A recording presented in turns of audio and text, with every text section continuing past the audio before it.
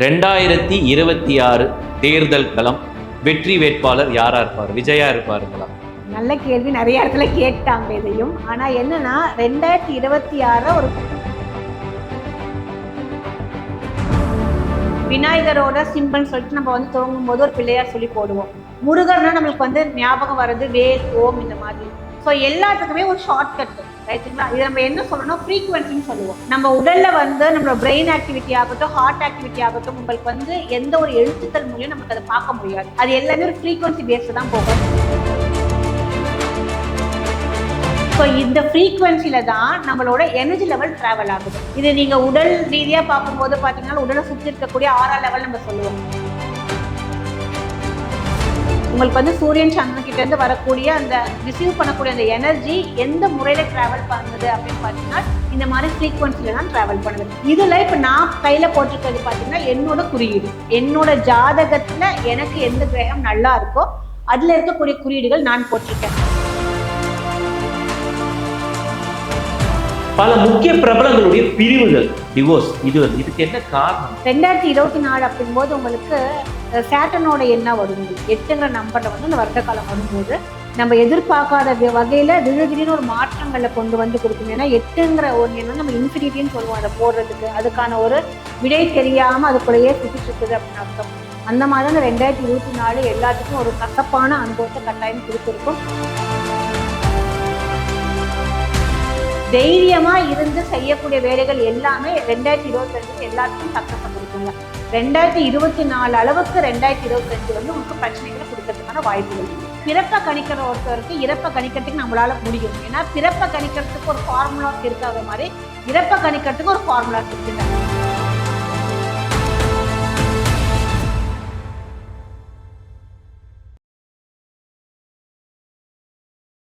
ஜோதிடம்ன்றது ஒரு கலை. அது வந்து ஆயக்கலை 64 இது ஒரு கலையா பார்க்கப்படுது. பட் மக்கள் மத்தியில ஜோதிடம் என்றது ஒரு ஆதாரபூர்வமான உண்மையா, இல்ல ஒரு அறிவியலா, இல்ல ஒரு மூட நம்பிக்கையா அப்படின்ற ஒரு வளம் வந்துட்டு. உங்களோட பார்வையில இது வந்து அறிவியலா இல்ல இது ஒரு கலையா, எப்படி நீங்க பாக்குறீங்க? இது ஜோதிடம் வந்து உங்களுக்கு ஒரு ஆர்ட் அண்ட் சயின்ஸுங்க ரைட்டுங்களா? ஏன்னா என்ன வந்து நான் என்ன டிஃபைன் பண்ணணும், என்னை பத்தி நான் சொல்லணும்னாலே வந்துட்டு யார் ஏதாவது கிளையன்ட் கால் பண்ணி மேடம் கிட்ட பார்க்கணும்னு சொன்னாலே மேடம் வந்து சயின்டிபிக் மெத்தட்ல தான் பார்ப்பாங்கிற மாதிரியான அந்த டேர்ம்ஸ் தான் நம்ம ஜாஸ்தி யூஸ் பண்ணுவோம். ரீசன் என்ன அப்படின்னு பாத்தீங்கன்னா அறிவியல் இல்லாம இப்போ வாழ்க்கை கிடையாது ரைட்டுங்களா? சயின்ஸ் இல்லாம இல்லை. அந்த அறிவியல் நமக்கு தெரிஞ்சாலுமே அதை கொண்டு போய் சேர்க்கறதுக்கு நம்மளுக்கு ஒரு ஸ்கில் வேணும் ரைட்டுங்களா? அந்த ஸ்கில்ல தான் நம்ம ஆர்ட்னு சொல்றோம். நீங்க ஒரு மாதிரி ஒரு உங்ககிட்ட இருக்கக்கூடிய ஒரு விஷயம் வந்து வேற மாதிரி பிரதிபலிக்கும், என்கிட்ட இருக்கக்கூடிய ஸ்டஃப் வேற மாதிரி பிரதிபலிக்கும் ரைட்டுங்களா? ஸோ இது கைண்ட் ஆஃப் ஸ்கில். இந்த ஸ்கில்லுங்கிறத நம்ம ஆர்ட்டுங்கிறோம். அப்ப இந்த சயின்ஸோட டெரிவேஷன் நமக்கு அந்த ஃபார்முலேஷன்ஸ் இருந்தாதான் நம்ம அதை என்ன மாதிரி உணர்ச்சி பூர்வமா சொல்ல முடியுதா, இதை லாஜிக்கலா சொல்ல முடியாதா, அறிவுபூர்வமா சொல்ல முடியுதா அப்படிங்கிறது. ஸோ ஆஸ்ட்ராலஜி வந்து என்னோட பார்வையில உங்களுக்கு அறிவியல் கோட்பாடுகளோட உங்களுக்கு உணர்ச்சி பூர்வமா சொல்லும் போது நல்ல ஒரு ரீச் இருக்கும்னு நினைக்கிறேன். இந்த ஜோதிடங்கள்ல பொறுத்தவரையும் பல ஜோதிடங்கள் நாங்க கேள்வி, முகம் பார்த்து ஜோதிடம் கணிப்பது, நாடி பார்த்து ஜோதிடம் கணிப்பது, கை ரேகைகளை பார்த்து ஜோதிடம் கணிப்பது, கால் ரேகைகளை பார்த்து ஜோதிடம் கணிப்பது அப்படின்ற விஷயங்கள் எல்லாம் இருக்கு.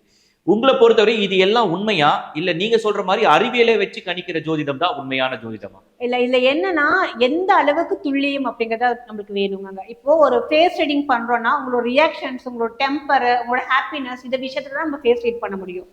உங்களுக்கு என்ன ஃபியூச்சர் நடக்க போகுது, இதெல்லாம் நடக்குமா அப்படிங்கிறது வந்து 100% உங்களுக்கு ஒரு ஃபேஸ் ரீடிங்ல பண்ண முடியாது. ஃபேஸ் ரீடிங் எல்லாமே பார்த்தீங்கன்னா ஒரு சப்டிவிஷன். உங்களுக்கு வந்து ஜோதிட கீழே வரக்கூடிய ஒரு சப்டிவிஷன். இது எல்லாமே வந்து ஒரு ஆடட் திங் தான். உங்களுக்கு வந்து உண்மையான ஒரு விளக்கம் உங்களுக்கு வேணும், உங்களோட லைஃப் லாங் உங்களுக்கு தெரிஞ்சுக்கணும் அப்படின்னா எல்லாத்துக்கும் அவங்களோட பிறந்த நாள், பிறந்த நேரம், பிறந்த இடம் இருக்கும். இந்த 3 விஷயங்களை பேஸ் பண்ணி தான் நம்ம வந்து கம்ப்ளீட்டா அவங்களுக்கு ஃபியூச்சர் ப்ரெடிக்ட் பண்ணி சொல்ல முடியும். ஏன்னா இப்போ ஒரு 100 பேர் இருக்காங்க அப்படின்னா அதுல வந்து ஒரு 60 to 70% வந்து நம்மளுக்கு ஃபியூச்சர் என்ன அப்படின்னு தெரிஞ்சுக்கதான். இப்போ இத்தனை நாள் நடந்தது ஓகே, இதுக்கு மேல எனக்கு என்ன நடக்க போகுதுன்னு சொல்லிட்டு அந்த ஆர்வங்கள் தான் நிறைய பேருக்கு இருக்கும். அப்ப அந்த ஆர்வத்தை பத்தி நம்ம தெரிஞ்சுக்கணும் அப்படிங்கும்போது உங்களுக்கு நாடி ஜோதிடமாகட்டும், உங்களுக்கு ரேகை ஜோதிடமாகட்டும் கட்டாயமா நம்மளுக்கு வந்து அது 100% சொல்யூஷன்ஸ் கொடுக்காது. அப்பெல்லாம் பார்த்தீங்கன்னா உங்களுக்கு கை ரேகை ஜோதிடம் நம்ம சொல்லுவாங்க. இந்த ரேகைகள் எல்லாமே மாறும் அப்படிங்கிறது சயின்டிபிக்கா நிரூபணம் செய்யப்பட்டதுதான். அப்ப ஒரு நாள் வந்து இந்த ரேகையை பாக்குறாங்க, இந்த ரேகை நாளைக்கு மாறும்போது அவங்களுக்கான உங்களுக்கு ப்ரெடிக்ஷன்ஸ் 100% மாறும் இல்லையா? அப்போ வந்து உங்களுக்கு அந்த ஃபியூச்சர் எப்படி அதை வந்து டிரைவ் பண்ண முடியும்? ஸோ இந்த date of birth, time of birth, place of birth வச்சு மட்டும்தான் ஒருத்தரோட தலை விதிகள் என்ன, அவங்களோட ஃபியூச்சர் என்ன, லைஃப் எப்படி இருக்கும், ஹெல்த் எப்படி இருக்கும், வெல்த் எப்படி இருக்குங்கிறத நம்ம 100% சொல்ல முடியும். 2026 தேர்தல் களம், வெற்றி வேட்பாளர் யாரா இருப்பார்? விஜயா இருப்பாருங்களா?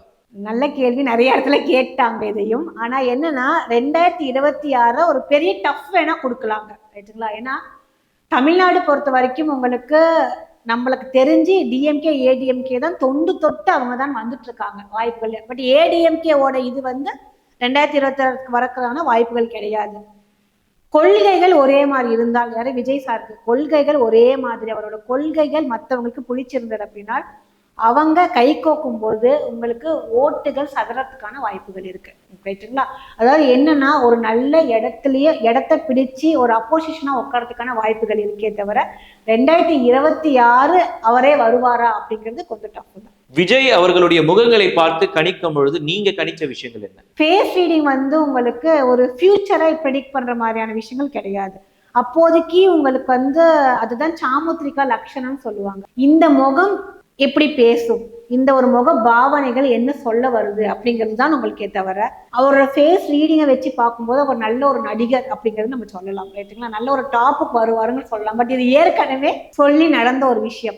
இவரு நாளைக்கு முதலமைச்சர் ஆவாரு, முதலமைச்சரா வரதுக்கான வாய்ப்புகள் இருக்குனால கட்டாயமா வந்துட்டு பாலிடிக்ஸ்குள்ளார என்டர் ஆகி ஒரு பெரிய டஃப் கொடுக்கறதுக்கான வாய்ப்புகள் இருக்கு. பட் போய் அந்த சீட்ல உட்காரணும் அப்படின்னா 2026 கொஞ்சம் டவுட் தான். பல முக்கிய பிரபலங்களுடைய பிரிவுகள், டிவோர்ஸ், இதுக்கு என்ன காரணம்? இது என்னன்னா மீடியாக்குள்ளார சொல்லவும் உங்களுக்கு தெரியுதுங்க. இது பொதுவா எல்லா ஆட்களுக்கும் இந்த மாதிரியான விஷயங்கள் நடந்தா இருக்கு. பிராக்டிக்கலா பார்க்கும்போது 2024 அப்படிங்கும்போது நம்பரின் எண்கள், இப்ப நான் 2025க்கு உங்களுக்கு ஒரு பதில் சொன்னேன். 2024 அப்படிங்கும்போது உங்களுக்கு சேட்டனோட எண்ணா வரும். உங்களுக்கு 8ங்கிற நம்பர்ல வந்து அந்த வருட காலம் வரும்போது 8ங்கும் போது உங்களுக்கு எதிர்பாராத ஒரு விபத்து, ரைட்டுங்களா? எதுவுமே ஆக்சிடென்டலா கேட்கக்கூடிய ஒரு நியூஸ் ஆகட்டும், ஒரு அதிர்ச்சிகள் ஆகட்டும், ஒரு இழப்பாகட்டும், நீங்க சொல்ற மாதிரி இது வந்து நார்மல் ஒரு காமன் லேமேன் வீட்லயும் இந்த மாதிரியான விஷயங்கள் இந்த 2024 நிறைய நடந்திருக்கு. பிரபலங்களுக்கு நடக்கும்போது நமக்கு தெரிய வருது. இதே ஒரு காமன் மேனுக்கும் இந்த மாதிரி விஷயங்கள்லாம் 2024 வந்து கொஞ்சம் எல்லாருமே ஒரு நல்ல அடிதான். அந்த இடத்துல பிரச்சனைகள் எல்லாமே அவங்களோட ஃபேமிலி லைஃப்ல எல்லாமே இது எதை வச்சுன்னா என்ன வச்சு 2024 அப்படிங்கும்போது சனியோட எண்களை வச்சு அந்த வருடங்கள் உங்களுக்கு நம்ம எதிர்பார்க்காத வகையில திடீர்னு ஒரு மாற்றங்களை கொண்டு வந்து கொடுக்கும். ஏன்னா 8ங்கிற ஒரு எண் வந்து நம்ம இன்ஃபினிட்டின்னு சொல்லுவோம் அதை போடுறதுக்கு. அதுக்கான ஒரு விடை தெரியாம அதுக்குள்ளேயே சுத்திட்டு இருக்குது அப்படின்னு அர்த்தம். அந்த மாதிரி அந்த 2024 எல்லாத்துக்கும் ஒரு கசப்பான அனுபவத்தை கட்டாயம் கொடுத்துருக்கும். அதனால 2025 வரக்கூடிய 2025ல இது எல்லாமே ஃபேட் அவுட் ஆயிடும். அதனால 2025 நம்மளுக்கு ரொம்ப அமோகமா இருக்கும். இப்ப நீங்க சொல்லும் பொழுது அடிக்கடி சொல்ற ஒரு வார்த்தை 100% சொல்ல முடியும், 100% சொல்ல முடியும். மற்றவர்களை காட்டிலும் நீங்க பயன்படுத்தக்கூடிய முத்திரைகள் ஆகட்டும், அந்த லோகோஸ் ஆகட்டும், எல்லாமே வந்து ஒரு தனிப்பட்ட விதமாவே இருக்குது. பாரம்பரியமா ரொம்ப ஒரு பழமை வாய்ந்த குறியீடுகள் பயன்படுத்துற மாதிரி ஒரு எண்ணங்கள் எங்களுக்குள்ள போயிட்டு இருக்கு. எதை சார்ந்த குறியீடுகள் அது? கிட்டத்தட்ட பார்க்கும் பொழுது மாயன் காலத்துல பயன்படுத்தப்பட்ட குறியீடுகள் மாதிரி அந்த குறியீடுகள்லாம் இருக்கு. நீங்க பயன்படுத்தக்கூடிய குறியீடுகள் கண்டிப்பாங்க. ஏன்னா இப்ப நான் முன்னாடியே சொன்ன மாதிரி இந்த ஜெனரேஷனுக்கு வந்துட்டு ஆஸ்ட்ராலஜி பிராக்டிக்கல் வே, ஜோதிடம் வந்து உங்களுக்கு பழக்கப்பட்டு தினசரி உங்களோட லைஃப் ஸ்டைல வந்து வர மாதிரி இருக்கக்கூடிய ஒரு விஷயமா இருந்ததை நான் மற்றவங்களுக்கு சொல்லி கொடுக்குறேன். இப்ப என்கிட்ட வரக்கூடிய கிளையன்ஸ் நான் வந்து கன்சல்டேஷன் எடுக்கும்போது பாத்தீங்கன்னா ரொம்ப பிராக்டிக்கலா இருக்கும். இல்ல வந்து இந்த பயிற்சிகள் பேசப்படுறதோ இல்ல இந்த ராசி பலன்கள் பேசப்படுறதோ இந்த மாதிரி விஷயங்கள் எதுவுமே இருக்காது. இப்ப நீங்க சொல்லக்கூடிய இந்த குறியீடுகள்ல வந்து நம்ம அந்த காலத்துல விநாயகரோட சிம்பிள் சொல்லிட்டு நம்ம வந்து துவங்கும் போது ஒரு பிள்ளையார் சொல்லி போடுவோம். முருகர்னா நம்மளுக்கு வந்து ஞாபகம் வர்றது வேல், ஓம் இந்த மாதிரி. ஸோ எல்லாத்துக்குமே ஒரு ஷார்ட்கட், ரைட்டுங்களா? இது நம்ம என்ன சொல்லணும், ஃப்ரீக்வன்சின்னு சொல்லுவோம். நம்ம உடல்ல வந்து நம்மளோட பிரெயின் ஆக்டிவிட்டி ஆகட்டும், ஹார்ட் ஆக்டிவிட்டி ஆகட்டும், உங்களுக்கு வந்து எந்த ஒரு எழுத்துக்கள் மூலியம் நமக்கு அதை பார்க்க முடியாது. அது எல்லாமே ஒரு ஃப்ரீக்வன்சி பேஸ்ல தான் போகும். அதை நீங்க பார்த்துருப்பீங்க. நீங்க வந்து லைக் இசிஜில எடுத்த வந்து உங்களுக்கு கிராஃபிக்கல் சார்ட் மாதிரி போகும் இல்லைங்களா? ஸோ இந்த ஃப்ரீக்வன்சில தான் நம்மளோட எனர்ஜி லெவல் டிராவல் ஆகுது. இது நீங்க உடல் ரீதியா பார்க்கும்போது பாத்தீங்கன்னா உடலை சுத்தி இருக்கக்கூடிய 6ஆம் லெவல் நம்ம சொல்லுவோம். மேக்னெட்டிக் ஃபீல்ட், அதாவது என்ன மின்காந்த சக்தின்னு சொல்லுவாங்க. உங்களுக்கு வந்து சூரியன் சந்திரன் கிட்ட இருந்து வரக்கூடிய அந்த ரிசீவ் பண்ணக்கூடிய அந்த எனர்ஜி எந்த முறையில டிராவல் பண்ணுது அப்படின்னு பாத்தீங்கன்னா இந்த மாதிரி ஃப்ரீக்வன்சில தான் டிராவல் பண்ணுது. இதுல இப்ப நான் கையில போட்டிருக்கிறது பாத்தீங்கன்னா என்னோட குறியீடு, என்னோட ஜாதகத்துல எனக்கு எந்த கிரகம் நல்லா இருக்கோ அதுல இருக்கக்கூடிய குறியீடுகள் நான் போட்டிருக்கேன். இந்த பிளானட்ஸ் எனக்கு வந்து ரொம்ப பாசிட்டிவிட்டி பண்ணக்கூடிய பிளானட்டுங்க. ஸோ இதை நான் எப்படி தெரிஞ்சுக்கிட்டேன் அப்படின்னு பாத்தீங்கன்னா என்னோட date of birth, time of birth வச்சு எனக்கு எந்த பிளானட் வந்து நல்லா இருக்கு, ஹெல்த்துக்கு எது நல்லா இருக்கு, இல்ல வெல்த்துக்கு எது நல்லா இருக்கு, என்னோட ஃபேமுக்கு எது நல்லா இருக்குங்கிற மாதிரியான பேசிஸ்ல நான் இந்த குறியீடுகள் போட்டிருக்கேங்க. இந்த குறியீடுகள் வந்து ஒரு காமனான விஷயம் கிடையாது.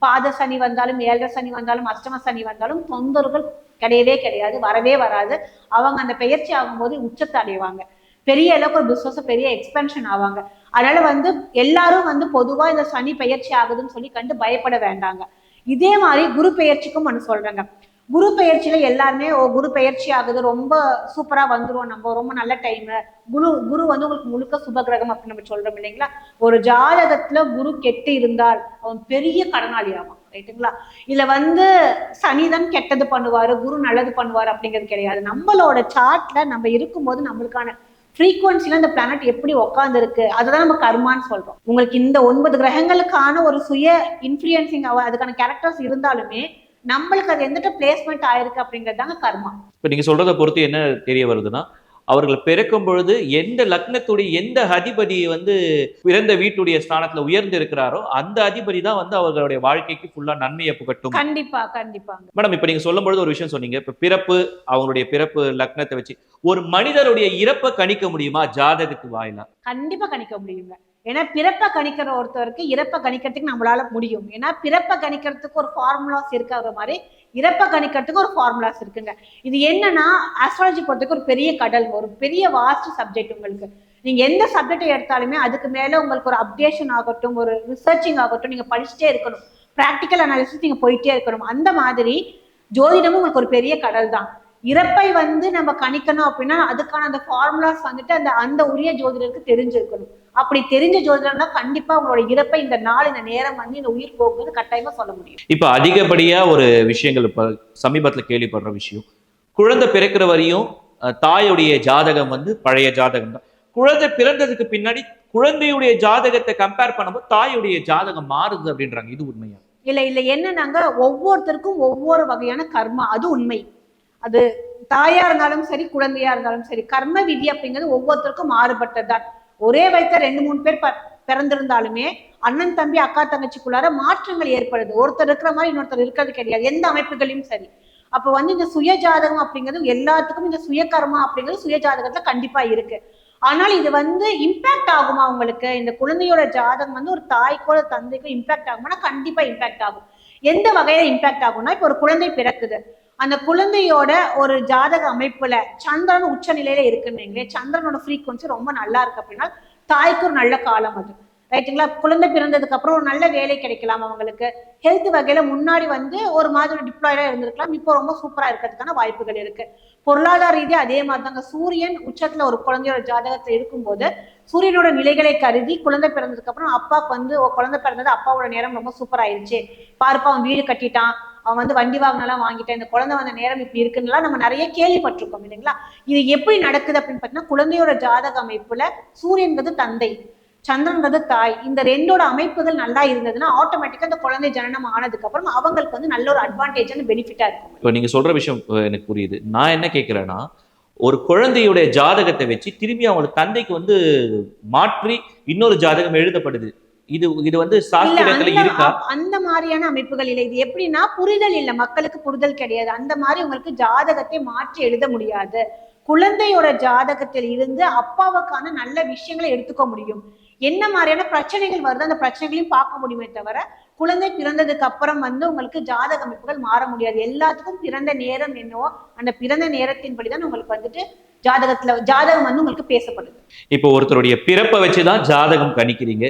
இயற்கை பேரிடர்கள் அப்படின்னு சொல்றோம், அதை எதை வச்சு நீங்க கணிக்கிறீங்க? எந்த நேரத்தை வச்சு அதை கணிக்க முடியும்? இப்ப 2026 ஒரு பேரிடர் நடக்க போகுது, அதை எதை வச்சு நீங்க கண்டுபிடிப்பீங்க மேடம்? இல்ல இது என்னன்னா, நம்மளுக்கு ஒவ்வொருத்தருக்கும் சுயஜாதக அமைப்புகள் இருக்கிற மாதிரி பூமிக்கு அப்படிங்கிறதுக்கு ஒரு ஏஜ் இருக்குங்க, சூரியனுக்கு அப்படிங்கிறது ஒரு வயது இருக்கு, ரைட்டுங்களா. அதை முண்டேன் ஆஸ்ட்ராலஜின்னு சொல்லுவோம். இது ஜோதிடத்துல ஒரு சப்டிவிஷன். நம்ம என்ன உலகத்துவத்தை பத்தி தெரிஞ்சுக்கிறது, ஜியாலஜிக்கல் சயின்ஸை பத்தி தெரிஞ்சுக்கிறது, ஒரு நேச்சுரல் கெலாமிட்டிஸ் வருமா நம்மளுக்கு, இப்ப ஒரு பேரில வரப்போகுதா, ஒரு போர் வரப்போகுதா, நம்ம ஒரு பயோவார் வரப்போகுதா அப்படிங்கிற மாதிரி விஷயங்கள் கூட உங்களுக்கு ஜென்ரலா இப்ப இன்னைக்கு அது நம்ம என்ன சொல்லணும்னா பிரசனம் சொல்லுவோம், அது பேரு சொல்லுவாங்க, பிரசனம் பாக்குறதுன்னு சொல்லுவாங்க. இன்னைக்கு பிரசனம் உங்களுக்கு பார்க்கலாம், எனக்கு பார்க்கலாம். இந்த தருணம் உங்களுடைய எண்ண அலைகள் எதுல போயிட்டு இருக்கு, உங்களோட ஃப்ரீக்வன்சி எதுல போகுதுன்னு பார்த்துட்டு உங்களுக்கான பலன் என்னவோ அதை நம்ம சொல்லலாம்.